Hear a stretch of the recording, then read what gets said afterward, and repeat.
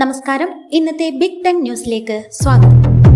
ന്യൂനമർദ്ദം കേരളത്തിൽ അടുത്ത 5 ദിവസം മഴയ്ക്ക് സാധ്യത. വടക്കൻ കേരള തീരം മുതൽ വടക്കൻ കൊങ്കൺ തീരം വരെ തീരദേശ ന്യൂനമർദ്ദപാത്തി രൂപപ്പെട്ടു.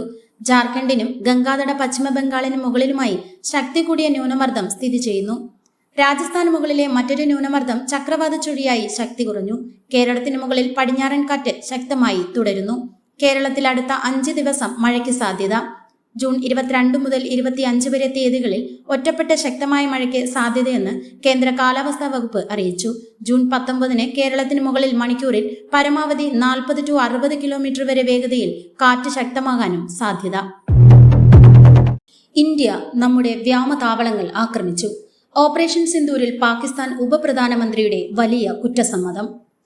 പഹൽഗാം ഭീകരാക്രമണത്തിന് മറുപടിയായി ഓപ്പറേഷൻ സിന്ദൂരിനിടെ ഇന്ത്യ നൂർഖാൻ ഷോർക്കട്ട് എന്നീ പ്രധാന സൈനിക താവളങ്ങൾ ആക്രമിച്ചതായി പാകിസ്ഥാൻ ഉപപ്രധാനമന്ത്രി ഇഷാഖ് ദാർ സ്ഥിരീകരിച്ചു.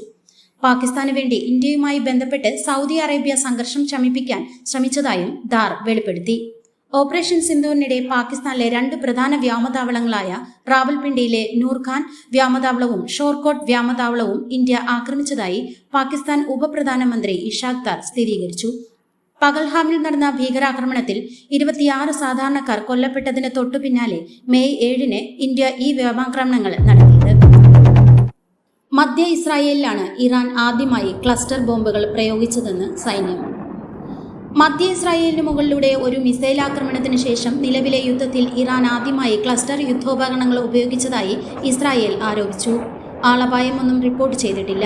ഇസ്രായേൽ സൈനിക ഉദ്യോഗസ്ഥരുടെ അഭിപ്രായത്തിൽ ക്ലസ്റ്റർ യുദ്ധോപകരണങ്ങൾ നിറച്ച ഒരു വാർഹെഡ് തൊടുത്തുവിട്ടുകൊണ്ട് ഇറാൻ ഇസ്രായേലിനെതിരായ മിസൈൽ ആക്രമണം വർദ്ധിപ്പിച്ചിട്ടുണ്ട്.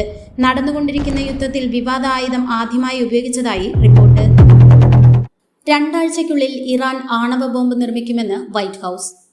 അയ്യത്തുള്ള ഖമേനി അംഗീകരിച്ചാൽ ആഴ്ചയ്ക്കുള്ളിൽ ഇറാൻ ആണവായുധം നിർമ്മിക്കുമെന്ന് വൈറ്റ് ഹൌസ് മുന്നറിയിപ്പ് നൽകി. ഇറാന്റെ ഭൂഗർഭ ഫോഡോ സൗകര്യം ആക്രമിക്കണോ വേണ്ടയോ എന്ന് പ്രസിഡന്റ് ട്രംപ് 2 ആഴ്ചയ്ക്കുള്ളിൽ തീരുമാനിക്കും. ഇറാൻ ഇപ്പോൾ ആണവായുധം നിർമ്മിക്കുന്നതിന് ആവശ്യമായതെല്ലാം കൈവശം വച്ചിട്ടുണ്ടെന്നും പരമോന്നത നേതാവ് ആയത്തുള്ള അലി ഖമേനി ഉത്തരവിട്ടാൽ ഏതാനും ആഴ്ചയ്ക്കുള്ളിൽ അത് സാധ്യമാകുമെന്നും വൈറ്റ് ഹൌസ് വ്യാഴാഴ്ച മുന്നറിയിപ്പ് നൽകി.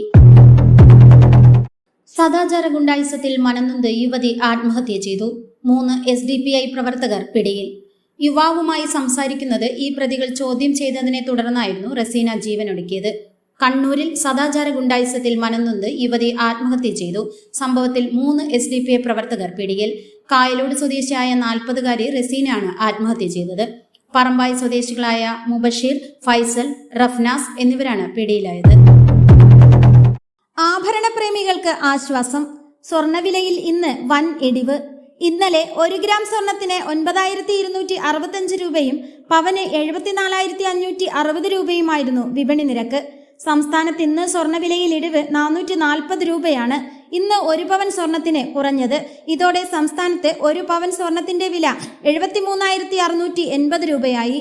1 ഗ്രാം സ്വർണത്തിന് 55 രൂപ കുറഞ്ഞ് 9,210 രൂപയായി. ഇന്നലെ 1 ഗ്രാം സ്വർണത്തിന് 9,265 രൂപയും പവന് 74,560 രൂപയുമായിരുന്നു വിപണി നിരക്ക്.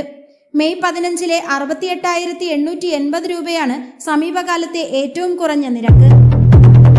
ടെലിഗ്രാം CEO പവൽ ഡുറോവ് തന്റെ $17 ബില്യൺ സമ്പത്ത് 106 മക്കൾക്ക് വിട്ടുകൊടുക്കുമെന്ന് പ്രഖ്യാപിച്ചു.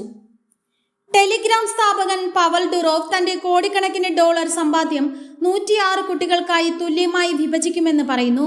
അതിൽ 6 പേർ സ്വാഭാവികമായി ജനിച്ചവരും 100-ലധികം പേർ ബീജദാനത്തിലൂടെ ജനിച്ചവരുമാണ്.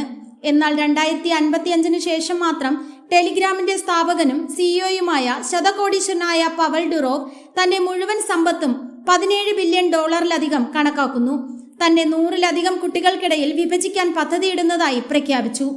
അവരിൽ ഭൂരിഭാഗവും ബീജദാനത്തിലൂടെയാണ് ഗർഭം ധരിച്ചത്.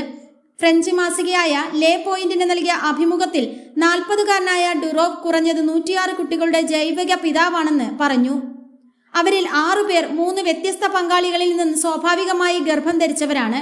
ബാക്കിയുള്ള 100-ലധികം പേർ 15 വർഷം മുമ്പ് അദ്ദേഹം ആരംഭിച്ച അജ്ഞാത ബീജദാനത്തെ തുടർന്ന് 12 രാജ്യങ്ങളിലാണ് ജനിച്ചത്. 16 ബില്യൺ അക്കൗണ്ടുകളുടെ പാസ്വേഡുകൾ മോഷ്ടിക്കപ്പെട്ടു. എപ്പോൾ വേണമെങ്കിലും ഹാക്ക് ചെയ്യപ്പെടാമെന്ന് വിദഗ്ധരുടെ മുന്നറിയിപ്പ്. ഡാറ്റ ചോർച്ചയുമായി ബന്ധപ്പെട്ട ഒരു പുതിയ കേസ് പുറത്തു വന്നിട്ടുണ്ട്. അതിൽ 16 ബില്യൺ പാസ്വേഡുകൾ ചോർന്നതായി പറയപ്പെടുന്നു. ഈ ചോർച്ച കാരണം ആളുകൾ ഫിഷിംഗ് തട്ടിപ്പ്, ഡാറ്റ മോഷണം, അക്കൗണ്ട് ഹാക്കിംഗ് എന്നിവയ്ക്ക് ഇരയാകാം. റിപ്പോർട്ടുകൾ വിശ്വസിക്കാമെങ്കിൽ ഈ ഡാറ്റ പുതിയതാണ്. ഇതുമൂലം ദശലക്ഷക്കണക്കിന് ഉപയോക്താക്കളുടെ ഓൺലൈൻ സുരക്ഷ അപകടത്തിലാണ്. മുഴുവൻ കാര്യവും എന്താണെന്ന് നമുക്ക് നോക്കാം. എയർ ഇന്ത്യ അപകടത്തിന് ആഴ്ചകൾക്ക് മുമ്പ് വ്യോമയാന സുരക്ഷാ ഫണ്ടിംഗ് പാർലമെന്റ് പാനൽ ചൂണ്ടിക്കാട്ടി. സുരക്ഷാ അടിസ്ഥാന സൗകര്യങ്ങൾക്കും അപകട അന്വേഷണ ശേഷികൾക്കുമായി ബജറ്റിൽ അനുവദിച്ച 35 കോടി രൂപ അപര്യാപ്തമാണെന്ന് പാർലമെന്റ് സ്റ്റാൻഡിംഗ് കമ്മിറ്റി റിപ്പോർട്ട് പറഞ്ഞു. അഹമ്മദാബാദിലെ എയർ ഇന്ത്യ വിമാനാപകടം അപകട അന്വേഷണത്തിനും വ്യോമയാന സുരക്ഷയ്ക്കുമുള്ള ഫണ്ടിലെ പൊരുത്തക്കേടുകൾ ചൂണ്ടിക്കാണിച്ചുകൊണ്ട് മാർച്ചിൽ അവതരിപ്പിച്ച പാർലമെന്റ് കമ്മിറ്റി റിപ്പോർട്ടിൽ ശ്രദ്ധ കേന്ദ്രീകരിച്ചു.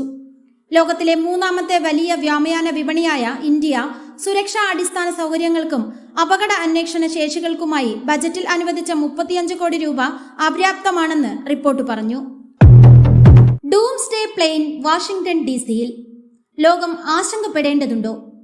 ഒരു ആണവ യുദ്ധമോ ദേശീയ ദുരന്തമോ ഉണ്ടാകുമ്പോൾ വ്യോമസേനയുടെ കമാൻഡ് സെന്ററായി പ്രവർത്തിക്കാൻ രൂപകൽപ്പന ചെയ്ത US വ്യോമസേനയുടെ E-4B വിമാനമായ ഡൂംസ്ഡേ പ്ലെയിൻ വാഷിംഗ്ടൺ DC-യിൽ ഇറങ്ങി.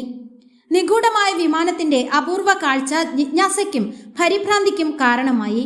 പ്രക്ഷുബ്ധമായ ആഗോള കാലാവസ്ഥയ്ക്കിടയിൽ ഇത് എന്തായിരിക്കാം അർത്ഥമാക്കുന്നത്?